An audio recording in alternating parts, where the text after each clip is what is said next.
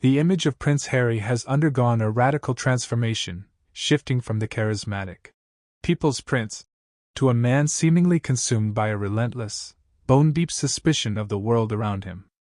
This isn't just speculation, it is a documented descent into what his own legal team has described as being paranoid beyond belief.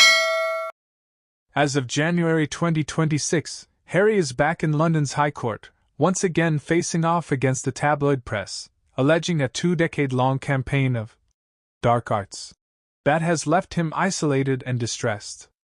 But while the Duke points his finger at the media, many observers are asking a more uncomfortable question.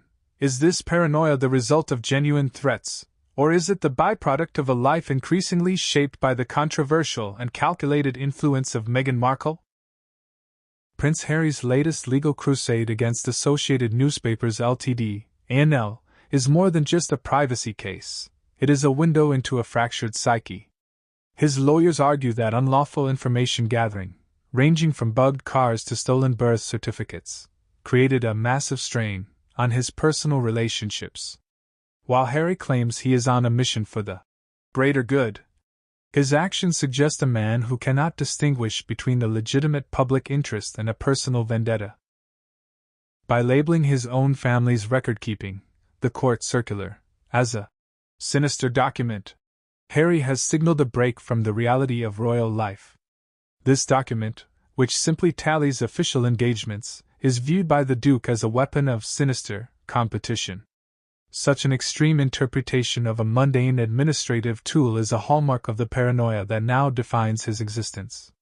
He is no longer just fighting the press.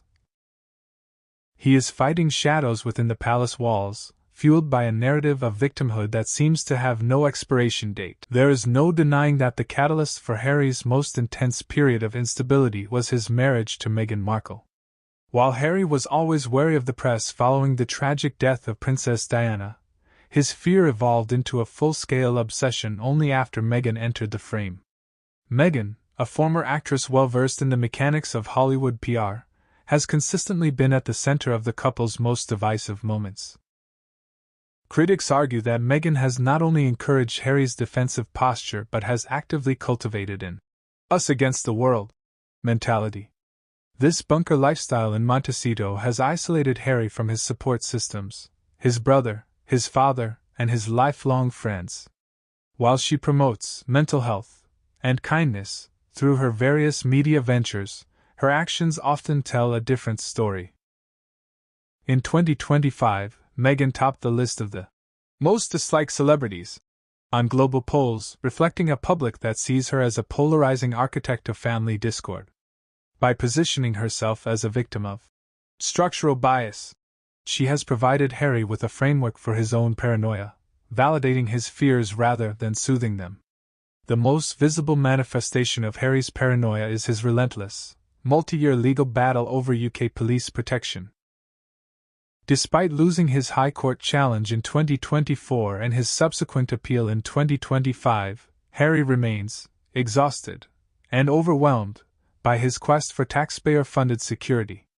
The court ruled that the decision to strip him of automatic protection was rational, yet Harry continues to claim his life is at stake. This obsession with security is frequently viewed as a strategy to maintain a royal status that he voluntarily relinquished. While the Duke and Duchess live in a $14 million mansion and sign multi-million-dollar deals with Netflix, they demand that the British public foot the bill for their safety. This perceived entitlement has only deepened the ill will toward them. Meghan's recent social media activity, including playful videos that break royal protocol, further complicates the narrative. If the couple is truly terrified for their lives, why do they continue to invite the cameras into their most private moments? The contradiction is glaring.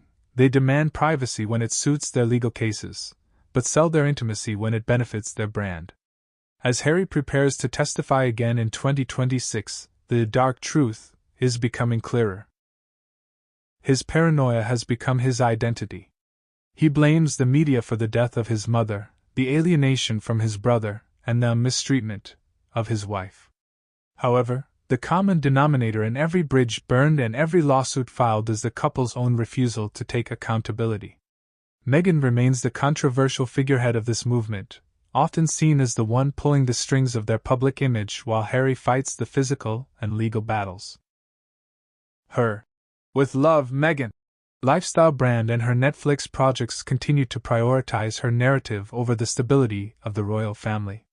For Harry, the result is a tragic isolation. By surrounding himself with lawyers and publicists rather than family and old friends, he has trapped himself in a loop of suspicion. The truth behind Prince Harry's paranoia is that it is self-sustaining. It is fueled by a wife who thrives on controversy, and a legal team that profits from his distress. Unless the Duke can step out of the shadow of victimhood and see the world as it truly is, rather than through the distorted lens provided by Meghan's Hollywood-style grievances, he will remain a prisoner of his own making.